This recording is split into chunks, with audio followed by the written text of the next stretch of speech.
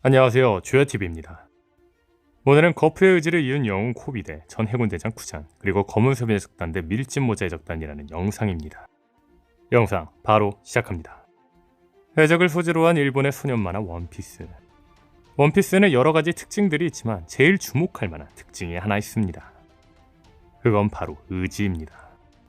샤본지 제도에서 레일리는 밀짚모자 일당에게 로저에 대해 이야기해줍니다. 그리고 로저가 해적왕으로서 처형이 된 날 레일리가 가지 않은 이유에 대해 말해주죠. 그 이유는 로저가 죽지 않는다고 말했기 때문이라는 겁니다. 그리고 레일리는 로저가 죽을 때 한마디가 대해적 시대의 막을 여는 의식으로 일변했다고 하죠. 즉, 각 캐릭터는 죽어도 늙어서 그 행동을 못해도 누군가에 의해 의지는 이어진다는 겁니다. 가장 대표적인 게 D의 의지입니다. 코브라는 이무와 오로성에게 죽어가며 사보에게 말합니다. 우리들도 D다. 이를 통해 알 수 있는 건 D란 같은 의지를 갖고 있는 자들이 이름에 새겨 넣은 거라는 겁니다. 다시 말해 루피와 비비에게 우리도 D다라고 전해달라고 부탁한 이유는 알라바스타도 이무와 오로성에 대항하는 의지를 갖고 있는 나라라는 걸 알려준 거라는 거죠. 즉, 원피스 세계관 속 의지란 같은 생각을 갖고 있는 사람들의 행동을 이어나가는 걸 말합니다. 재미있는 건 자신의 의지를 전하지 않아도 그 의지는 이어집니다. 예를 들어 로저와 루피의 꿈은 같으며 이들은 같은 생각을 갖고 있습니다. 분명한 건 로저는 루피에게 의지를 직접 전하진 않았지만 루피는 로저의 의지를 잊고 있죠. 또 다른 예로는 티치가 있습니다. 티치의 배 이름은 록스디 지백의 이름이 들어간 샤베로브 지백호입니다. 심지어 샤벨이 검이라는 뜻인 만큼 티치 배의 이름은 지백의 검이죠. 그리고 티치는 지백처럼 하치노스를 본거지로 삼기도 하죠. 이를 통해 알 수 있는 건 티치는 지백의 의지를 잊기 때문에 이처럼 행동하는 걸 겁니다. 그렇다면 지백의 의지는 무엇일까요? 티치는 지백의 의지를 잊고 있다는 점으로 보아 루피 로저처럼 생각 역시 비슷한 걸로 보이는데, 티치가 해적은 이해관계로 뭉친다고 말했다는 점으로 보아 록스 해적단 역시 같은 목표 아래 이해관계로 뭉쳤을 겁니다. 그런데 록스 해적단의 대표적인 카이도와 빅맘의 꿈이 자유와 평등인 만큼 록스 해적단의 목표는 자유와 평등이겠죠.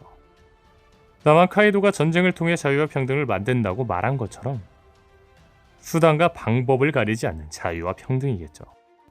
그런데 여기서 또 재밌는 건 원피스 세계관 속 대립되는 의지를 잇는 자들의 대결 역시 이어진다는 겁니다. 분명한 건 로저의 의지를 잇는 샹크스 그리고 지백의 의지를 잇는 티치는 의지가 대립하는 만큼 대결할 겁니다. 그리고 로저와 샹크스의 의지를 잇는 루피 그리고 지백의 의지를 잇는 티치 역시 대결하겠죠. 그렇다면 여기서 주목할 건 쿠잔입니다. 앞서 말한 티치의 해적단은 이해관계로 뭉쳤습니다. 즉, 쿠잔이 검은섬 해적단에 합류했다는 건 티치와 이해관계가 맞는 거겠죠.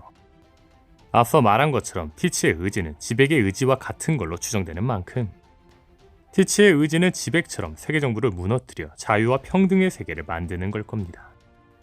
다시 말해 티치와 쿠잔은 자유와 평등이라는 이해관계로 뭉쳤다는 겁니다. 다만 쿠잔의 경우는 약간 다르다고 생각합니다. 티치는 쿠잔에게 배에 타라는 제의를 하며 말합니다. 내 세계의 정의는 다르다. 이를 티치와 쿠잔의 이해관계와 종합해 풀어 말해보자면 내가 만들 세계에서 너의 정의를 펼쳐라 아닐까요? 과거 쿠잔은 세계의 미래를 지키기 위해서라는 세계정부의 거창한 명분에 공감하고 버스터콜에 참가했습니다. 다만 쿠잔이 자신의 정의를 지키는 과정에서 본 세계정부가 지키는 정의의 정체는 자신의 사상을 따르지 않는 자들의 무분별한 제거였습니다. 정의를 위해 해군에 들어온 쿠잔에게 현재 세계정부의 정의는 쿠잔에게 매우 혼란스러웠을 겁니다. 심지어 세계정부의 정의를 위해 수단과 방법을 가리지 않는 아카이누가 해군의 원수가 되었다는 건 자신의 정의와 타협도 없을 거라는 걸 알았겠죠.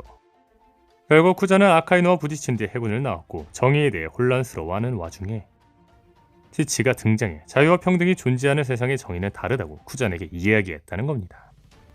물론 이 과정에서 현 체제를 무너뜨려야 한다는 이야기를 들었겠지만 현재 체제를 무너뜨리지 않는다면 정의는 아무 의미 없다는 걸 안 쿠잔인 만큼 티치와 함께 세계정부를 전복시켜 자신의 정의관을 실현시키려고 하던 거 아닐까요? 물론 혹자들은 쿠잔의 생각이 자유와 평등 속 정의라면 혁명군에 들어가면 되지 않냐라고 이야기할 수 있습니다.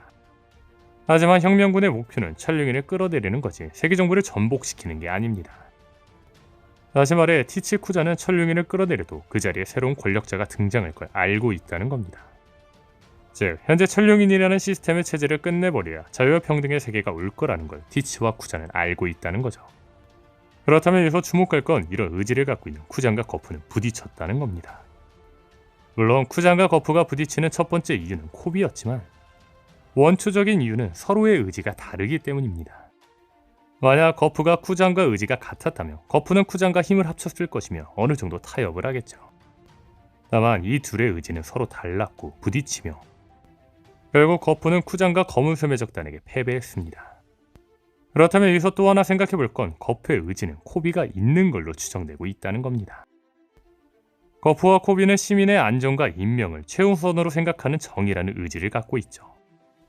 더 나아가 거푸와 코비는 같은 영웅이라는 칭호를 갖고 있는 만큼 오다쌤은 이 둘이 같은 의지를 잇는 자라는 걸 보여주는 걸로 보입니다. 같은 의지를 잇는 루피, 로저, 샹크스가 모두 밀짚 모자를 쓰게 보여주고 있는 것처럼 말이죠. 즉 의지가 대립하며 루피가 티치와 대결하는 것처럼 거푸의 의지를 이으며 모두를 지키려는 코비와 자신의 정의를 위해 천룡인까지 없애려는 쿠전과 대결할 수 있다는 겁니다. 그런데 만약 이 가설이 맞다면 여러 가지 떡밥이 해소될 수 있습니다. 분명한 건 밀짚 모자 적단과 검은 소매 적단은 대결할 겁니다. 그리고 밀짚 모자 적단과 검은 소매 적단의 매치업은 어느 정도 예상이 되고 있죠. 참고로 이 부분에 대해서는 이야기를 이미 많이 했지만 약간의 수정이 있어 간략하게 정리를 할 테니 양해 부탁드립니다. 첫 번째는 밀짚 모자 적단의 선장 루피, 검은 소매 적단의 선장 티치의 대결입니다. 이 둘의 대결로 각 해적단의 대결이 시작되는 만큼 이 둘의 매치업은 당연한 결과죠. 두 번째는 밀짚 모자 적단의 검사 조로, 검은 소매 적단의 검사 시류의 대결입니다. 이 둘은 해적단의 유일한 검사라는 점으로 보아 둘의 대결은 거의 확실하죠. 세 번째는 밀짚 모자 적단의 저격수 우소, 검은 소매 적단의 저격수 바노고의 대결입니다. 이 둘 역시 유일한 각 해적단의 저격수인 만큼 이 둘의 대결 가능성은 매우 높죠. 네 번째는 대본 대 나미입니다. 지금까지 나미가 1대1 매치업을 할 때 특징이 있습니다. 그건 바로 상대가 여성이라는 거죠. 지금까지 나미가 상대한 적은 바로크 워크스의 미스 더블 핑거, CP9의 칼리파, 백수의 적단의 울티였습니다. 즉, 나미가 검은 소매 적단과 1대1 매치업을 한다면 당연히 검은 소매 적단의 유일한 여성인 카탈리나 데본과 대결을 펼칠 거라는 거죠. 다섯 번째 매치업은 산화한 울프 대 프랑키입니다. 이번 1080화에서 산화한 울프의 열매가 공식적으로 밝혀졌는데 울프의 열매 이름은 초인계 거대 열매였습니다. 울프가 보통 거인족의 18배나 되는 180m까지 커질 수 있는 이유가 설명이 되죠. 사실 사람들은 울프가 거대해질 수 있다는 점에서 거대화가 가능한 초파와 매치업이 될 거라고 이야기합니다. 다만 저는 생각이 다른 이유가 산화한 울프의 이명이 거대 전함이라는 겁니다. 개인적으로 저는 프랑키가 써니와 합체를 하여 거대 전함이 되지 않을까라고 생각합니다. 분명한 건 프랑키 장군은 전함인 배틀 프랑키와 합체를 한 것이죠. 재미있는 건 왕후군 이전 이후 현성금이 공개되면서 떡밥이 하나 나왔는데 그건 바로 프랑키의 얼굴이 써니오였다는 겁니다. 즉, 이 떡밥은 프랑키가 써니오와 합체, 프랑키가 써니오 그 자체가 된다는 떡밥이 아닐까라는 거죠. 여섯 번째 매치업은 상디 대 라피트입니다. 밀짚 모자 적단 대 검은 소매 적단의 매치업을 예상할 수 있는 이유는 각 해적단의 선원들의 특징이 비슷하기 때문입니다. 예를 들면 각 해적단의 선장 루피 대 티치, 그리고 각 해적단의 유일한 검사 조로 대 시류, 그리고 각 해적단의 유일한 저격수인 우소 바노거처럼 말이죠. 즉, 진짜를 가리는 싸움이라는 겁니다. 다시 말해 발차기를 주요 사용하는 상디 역시 검은 소매 적단에서 발차기를 사용하는 자와 대결을 펼칠 확률이 크다는 겁니다. 그렇다면 라피트에게 주목할 게 있습니다. 그건 바로 라피트가 능력을 사용할 당시 발은 변하지 않고 팔만 변했다는 겁니다. 다시 말해 팔은 날 때 그리고 발은 공격할 때 쓸 확률이 굉장히 크다는 거죠. 게다가 상대는 밀짚 모자 적단의 3인자인 만큼 검은 소매 적단의 3인자와 싸워야 합니다. 즉, 강자와 싸워야 한다는 거죠. 그런데 라피트는 마리주아에 잠입할 정도로 검은 소매 적단 중에서도 굉장히 강자인 게 드러났던 자입니다. 즉, 라피트는 누가 봐도 강자인 만큼 상대의 매치업에 가장 어울리는 자라는 거죠. 또한 악마 보안관이라고 불리는 라피트, 악마 떡밥이 있는 상디라는 것도 대결 떡밥으로 보이죠. 다음 7번째 매치업은 초파 대 도크큐입니다. 초파는 밀짚 모자 적단의 선이이며 도크큐는 검은 소매 적단의 선인 만큼 이 둘의 대결 확률은 매우 높죠. 또한 병병령 일배를 먹은 도크큐, 만병통치약이 되려는 초파.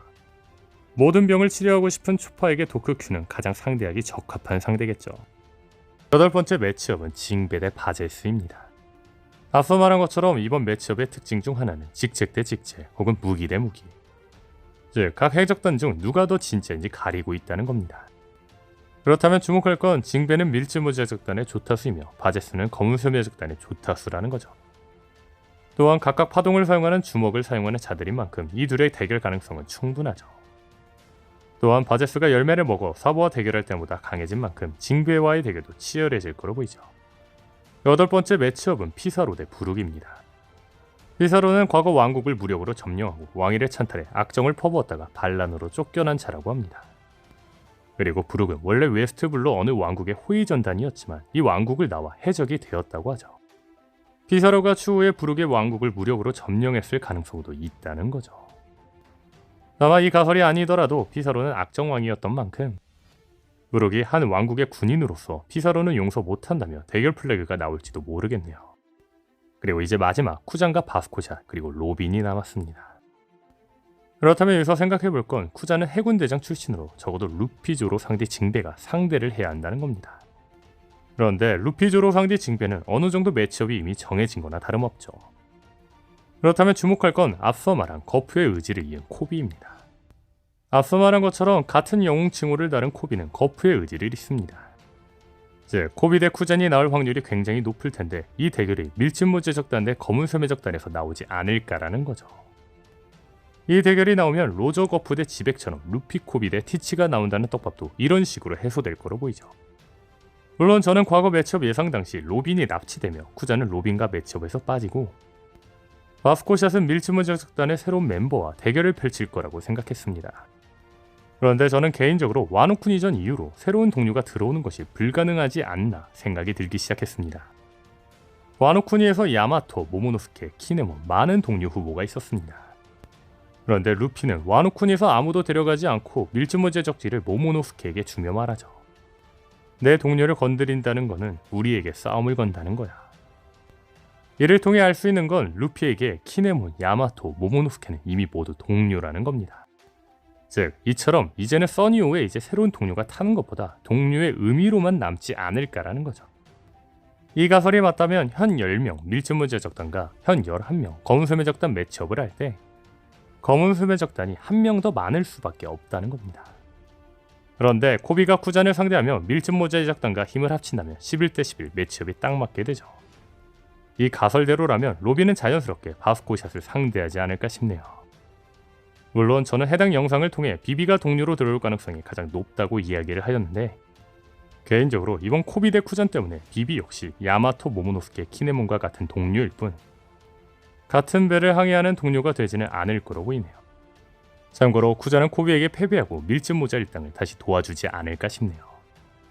오늘 영상은 여기까지입니다. 시청해주셔서 감사합니다.